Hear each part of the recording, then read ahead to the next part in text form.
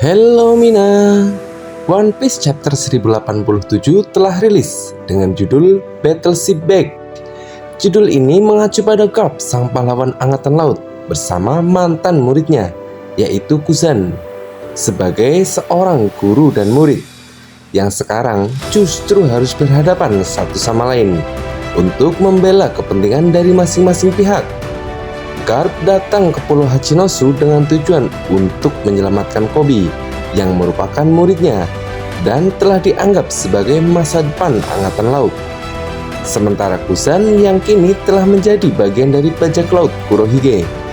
Inilah kesempatan Kuzan untuk mendapatkan kepercayaan dari sang Yonko Kurohige dengan mengalahkan Garp. Apakah dengan kondisi Garp yang sedang terluka, dia bisa selamat dari pulau itu? Manga One Piece chapter 1087 kali ini mendapatkan jatah cover request dari seorang pembaca yang bernama Hisahan Kintaku. Dalam sampul memperlihatkan Es yang sedang menggunakan apinya untuk menghangatkan bak mandi dengan ditemani 2 ekor binatang kapibara. Chapter 1087 dimulai dengan memperlihatkan pangkalan angkatan laut G1, tepatnya berada di tempat pembuangan kapal salah satu petinggi angkatan laut, yaitu Brand New, yang sedang menunjukkan kepada Django dan Full Body mengenai reruntuhan 2 kapal perang. Brand New menjelaskan jika kapal perang tersebut digunakan Garp sebagai media layaknya tas pasir dan menggunakannya untuk melatih pukulannya. Brand New menjelaskan jika terdapat 2 reruntuhan kapal perang karena salah satunya digunakan oleh Kuzan. Lebih gilanya lagi, mereka memiliki aturan khusus, yaitu tidak boleh menggunakan haki atau kemampuan lain saat mereka memukul kapal tersebut. Jadi murni hanya menggunakan kekuatan fisiknya saja. Kekuatan para pahlawan ini tidak didapat begitu saja. Shin kemudian berpindah ke Pulau Hachinosu. Di sini terlihat Garp yang membawa beberapa anggota SWORD sedang bertarung melawan beberapa komandan Titan dari bajak laut Kurohige. Terlihat salah satu komandan Titan sudah dilempar oleh Garp menuju ke laut. Namun kita tidak melihat bagaimana Garp melakukannya. Kita hanya melihat bahwa Sanjuan Wolf sudah berada di lautan. Anggota Kurohige lainnya yakni Avalo Pizarro yang posisinya menyatu dengan tengkorak Pulau Hachinosu, kemudian memerintahkan para kroco bajak lautnya untuk segera menyelamatkannya. Tetapi para kroco kebingungan dikarenakan ukuran tubuhnya yang begitu besar. Di panel selanjutnya, Vasco Shot berkata, pahlawan legendaris apanya? Setelah meminum anggur cap orang tua, dia langsung menyerang Garp menggunakan apinya. Serangan tersebut bernama Sugoroku. Tetapi dengan mudah, Garp memblokir serangan tersebut menggunakan tubuh kroco bajak laut Kurohige yang telah tumbang untuk digunakan sebagai perisai. Tidak hanya sampai di situ saja, Garp kemudian melempar kroco yang terbakar ke area pertarungan, sehingga menyebabkan musuh di sekitarnya berlarian menyelamatkan diri. Pizarro yang berada di kepala tengkorak hanya bisa melihat kejadian ini. Para kroco mengatakan bahwa jika Teach menemukan kotanya dalam keadaan seperti ini, dia pasti akan membunuh kita semua. Kemudian dilanjutkan dengan kroco yang lain. Mereka berkata, kenapa dia tidak takut? Walau jumlah kita lebih banyak, dia terlalu menyeramkan. Di panel selanjutnya memperlihatkan kondisi yang terjadi di kapal angkatan laut yang berada di lepas pantai Hachinosu. Di sana terdapat beberapa pasukan marinir yang terluka dan sedang mendapatkan perawatan serius, seperti Kapten Hibari yang mendapatkan luka yang parah. Dia mendapatkan luka saat dipukulkan oleh Kuzan. Salah satu laksamana angkatan laut mencoba menghubungi Garp bahwa para warga yang ditahan dan juga marinir yang terluka semuanya sudah dibawa berlayar ke laut. Jadi kita bisa berangkat kapan saja. Kemudian Garp memerintahkan Koby, Grass, dan Helmepo untuk kembali ke markas karena para kroco bajak laut terus saja berdatangan. Di sisi lain terlihat bahwa Kuzan telah bangkit setelah terkena serangan Blue Hole milik Garp yang diperlihatkan pada chapter 1081. Kusan berkata bahwa dia tidak bisa membiarkan Garp pergi. Kemudian Garp mengatakan, "Kau masih mau bertarung, Kusan?" Di momen yang sama, Grass semut-semutnya bertanya, "Apakah aku juga masa depan angkatan laut?" Tanpa menjawabnya, Garp langsung memerintahkan Koby, Grass, dan Helmeppo untuk melarikan diri. Sementara, dia akan bertarung melawan Kusan. Di saat Koby sedang melarikan diri, kemudian dia melihat seorang wanita yang diserang oleh bajak laut Kurohige. Seketika itu juga, Koby mencoba menyelamatkan wanita itu. Kemudian, Grass yang melihatnya berkata, "Dasar bodoh, itu hanyalah jebakan." Karena ternyata wanita itu merupakan bagian dari bajak laut Kurohige. Shiryu dalam mode yang tak terlihatnya kemudian muncul dan hendak menikam Koby. Tetapi Garp yang melihat hal tersebut tentu tidak tinggal diam. Dia berusaha menolong Koby, dan akhirnya Garp yang kemudian terkena tusukan dari pedang Shiryu. Adegan ini mirip dengan apa yang terjadi pada Shirohige saat insiden di Marineford. Garp kemudian menghantam Shiryu ke tanah. Dia mengalami luka yang parah. Garp berkata, "Kriminal dari Impel Down-nya." Koby kemudian berkata, "Ini salahku, kau telah melindungiku." Mendengar itu, Garp justru berkata, "Jangan besar kepala, Koby. Dari awal, dia memang mengincarku." Sepertinya rencana licik bajak laut Kurohige telah berhasil. Mereka menggunakan Koby sebagai umpan agar bisa menyerang Garp. Kemudian terlihat bahwa Garp menjadi semakin melemah setelah terkena serangan dari Shiryu. Para kroco bajak laut Kurohige yang melihat hal itu tentu tidak tinggal diam, karena inilah kesempatan bagi mereka untuk menghabisi Garp, sehingga semua anggota bajak laut Kurohige terus menyerangnya.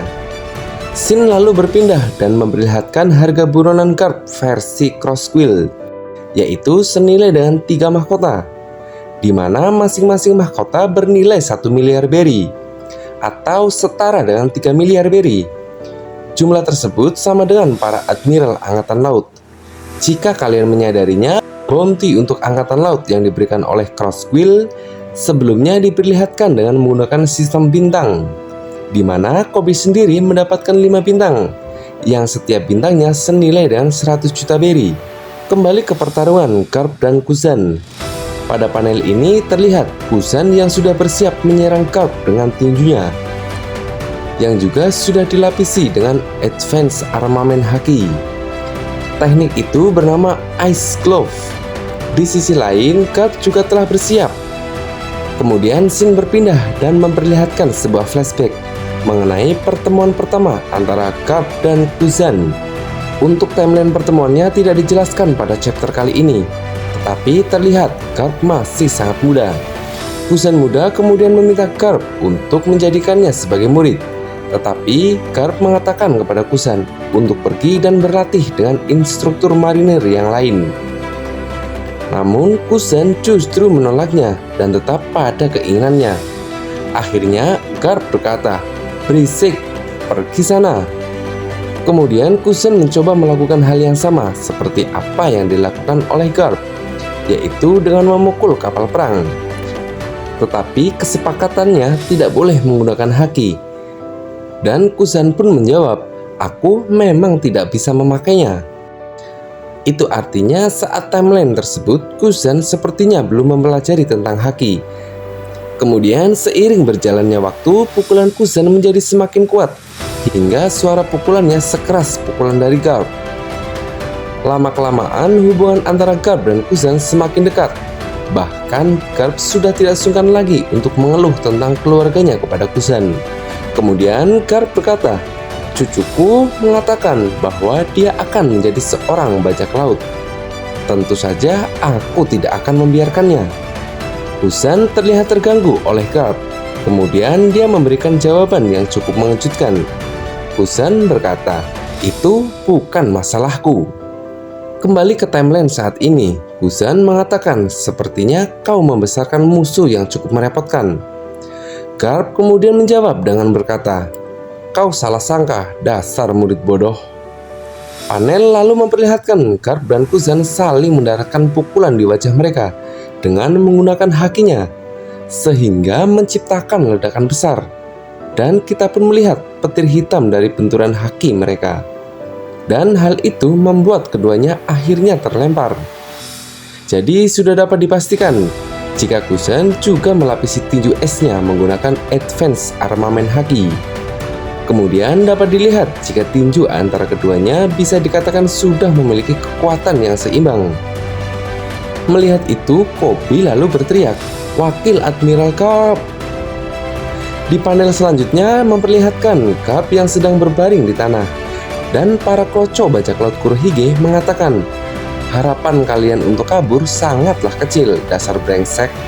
Ini Hachinosu. Jika kau mengusiknya, akan banyak bajak laut yang keluar. Kau kira kapalmu yang berada di laut itu aman? Jangan remehkan kekuatan buah Shima-Shima no Mi miliknya." Di panel akhir, Alvaro Pizarro yang menyatu dengan tengkorak Pulau Hachinosu kemudian mengatakan, "Saat kau membaca koran, selalu saja Blackbird ini dan itu. Kami juga mau nama kami dikenal. Berita utama besok akan jadi seperti ini.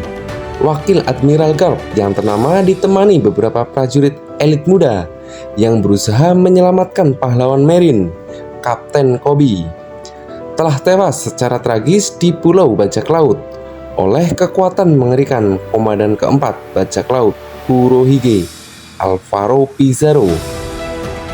Dia kemudian menggunakan tangan yang sangat besar dan bergerak menuju kapal milik Wakil Admiral Garp.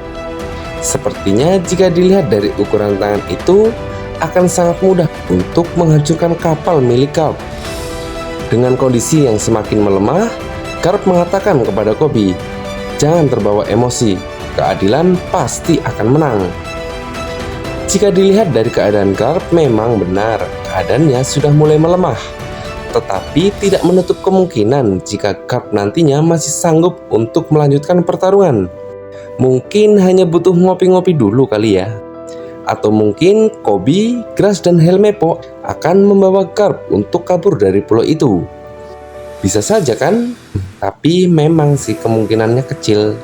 Karena di sana sudah ada begitu banyak kroco bajak laut Kurohige yang datang. Belum lagi para komandan Titan.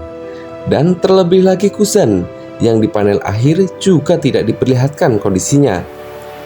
Kemudian yang lebih mengerikannya lagi, apabila ternyata Kurohige telah sampai di Pulau Hachinosu.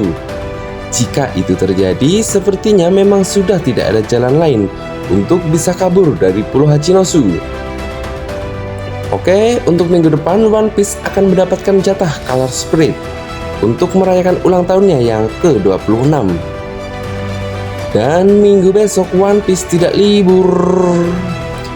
Oke, mungkin itu aja review lengkap One Piece chapter 1087 kali ini. Sampai ketemu di chapter selanjutnya. Bye-bye.